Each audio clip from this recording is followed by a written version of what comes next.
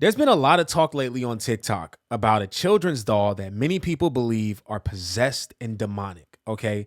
Now, I found a couple videos that I want to show you guys about what people are saying about this doll, including a very popular pastor that says that this doll is definitely demonic. Okay, now we're going to watch these videos and then we're going to go into some history of the doll and the doll's creator that may actually shock you. Okay, before we hop into this video, do me a quick favor, hit that like button for the YouTube algorithm so that this video can reach more people like yourself. I truly appreciate you guys. Let's go ahead and hop in.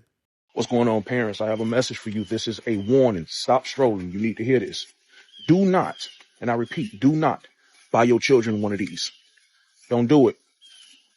The devil is so sneaky, crafty, and manipulative in how he enters our houses, our minds, our children's lives, and he will do anything to get into the lives of children, especially by way of toys, movies, shows, things that look so innocent on YouTube. But I warn you, do not buy this for your children because those toys are being prayed over. I mean, first and foremost, let's look at how it looks. Yeah, it looked like something wrong with this toy, but they are being prayed over. I'm not going to say by who, but they are being prayed over. Spirits are being prayed over these toys. And we go out and we buy these toys for our kids. But I'm going to tell you what's even sadder. You have adults walking around with this toy hanging off their purses, and as far as women, hanging off their purses and book bags. What would make you want something that looks like this? Take this as a warning. Do not buy this Labubu toy. Okay, so here's a popular channel called You Won't Believe Me, and I've seen his videos before. He's going to speak about this doll and some people's experiences that they say they've had with this doll. Okay, I want you guys to check this out. Let's hop into it. You have one of these in your home, be careful because these little dolls are going viral online and people are saying that it carries some serious demonic energy. Now, these are called Labubu dolls and they've been getting so popular that fans are waiting in line for hours just to get their hands on one. I mean, a fan tried giving one to Katy Perry during her concert and Katy Perry just knocked it out of her hand. That's how weird it is. And I'll show you that full clip in a second. But the creator said that it's inspired by Nordic mythology, but many are comparing it to Pazuzu, which is a Mesopotamian demon known for bringing chaos. And it sounds like that's what's happening because people are sharing their experience with this doll on social media, and some people are saying they feel like they're being watched, they're waking up with scratches, they're having terrifying nightmares, and one little girl was even caught on camera telling her mom that the eye color changed of the doll. Now, I don't know how believable all of that is, especially the physical stuff, but I do believe if you bring in some dark energy willingly into your home that it can mess with you spiritually. The weirdest part of it all, of course, there's a Simpsons episode with a Pazuzu doll and it possesses Maggie the baby and then everything turns into chaos.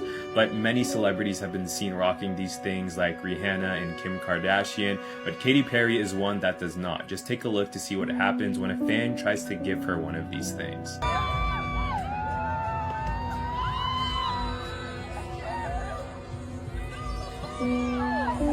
Okay, so if we can look at this particular doll right here, I mean, it does look similar to the Pazuzu, which is, I guess, a Mesopotamian demon. And that it looks kind of similar. I mean, they're both the shape of it, the weird smile, the big eyes, the ears, it looks oddly similar. And there is actually, when I show you guys the origin of how this doll was created, it's actually going to shock you at where the creator got his inspiration from. Okay, I'm gonna show you guys that, but first I want to show you guys a very popular pastor by the name of Daniel Adams, who does a lot of demonic ministry. He speaks on these dolls. Okay, let me show you guys what he said. Let's check it out. So is the Labubu doll really demonic? I mean, look at this thing. It's so... yeah, it's not cute at all. And it can totally have some demonic attachments. So make sure you watch this video till the end because I'm about to break this thing down. These Labubu dolls have become very popular, especially among children. I've seen videos where the children are talking about the Labubu doll's eyes are turning different colors. that it's smiling, that they feel like they have somebody watching them when the doll's in the room, and just paranormal activity happening in the house in general. Now, I'm going to read something right here about the creator just so you know where he drew his inspiration from. It says that Kasing Lung, the creator of Labubu, drew inspiration for the character from a mix of fairy tales, childhood imagination, and classic European storybook creatures. So we see that he pulled a lot of his inspiration from demonic influence, because if you have been around deliverance at all, you know demons are attached to these type of things. And listen to this. The original story that introduced Labubu was The Monsters, a picture book series Kasing Lung wrote and illustrated. Unlike typical scary monsters, his characters are friendly, misunderstood, and full of personality, much like Where the Wild Things Are by Maurice Sendak. Now that's what's being written right here, okay? So we see that he's even trying to paint these figures in a positive light. Now, I haven't done a deep dive on this man's personal life, but I would almost bet he is not heavily influenced by Christianity. And let me tell you something. If you look into other demonic religions like Santeria and things like that, they give power to idols. They give their worship to idols. And when I say they give power, they give all their faith to this idol. And they believe these idols are actually doing things for them. And there's much more of this happening in all types of witchcraft and, religious traditional things, but it's not right, and it does invite demonic activity. Okay, so this right here is the creator. His name is Kasing Lung. Okay, now he created a story book called The Monsters, like Pastor Daniel Adams said, and he wants to depict these monsters in the light of being normalized and liked.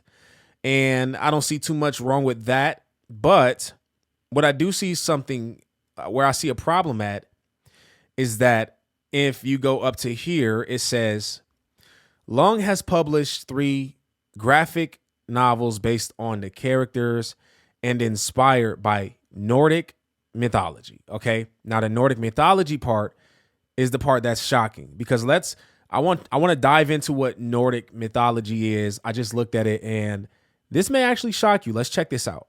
Okay, so this is on Wikipedia, and it's talking about the Norse religion. It says Old Norse religion, also known as Norse paganism, is a branch of Germanic religion which developed during the Proto-Norse period when the North Germanic people separated into distinct branches. It was replaced by Christianity and forgotten during the Christianization of Scandinavia.